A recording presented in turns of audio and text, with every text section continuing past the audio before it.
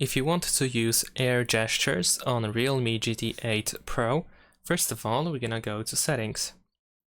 Over here in Settings, we need to scroll down and go to Accessibility and Convenience. After that, we need to find an option that is called Smart Sensing. There we go. And if you have this prompt, we need to grant permissions to take pictures and record videos, and also manage phone calls.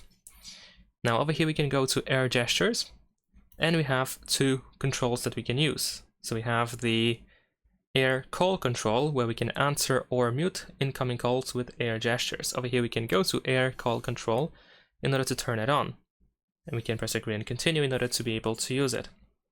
We can hold the back of our hand 20 to 40 centimeters away from the front camera with our fingertips pointed down, and when a prompt appears on the screen, we can flick our hand up to answer the call.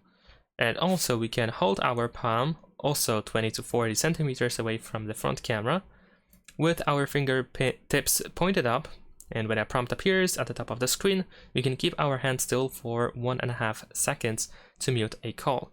You can choose learn gestures in order to figure out how to actually use it. So let me try to do so. I will try to cover, but as you can see, it detects and then it says that I need to flick up. There we go. So definitely it is worth using this tutorial to figure out how to properly use these gestures. Besides that, we can also find the air scroll. So if the app supports these air gestures, and then we can move this gesture, as you can see, in order to scroll up. We can of course turn it on or off over here, and we can see the list of supported apps. We have, for example, Facebook, TikTok, YouTube, and probably more, like for example Instagram over here. So if you install more apps, you can see if they support this air scroll gesture or not. And we have learn gestures in here as well, so you can follow this tutorial as well. And that is pretty much it. Subscribe to my channel.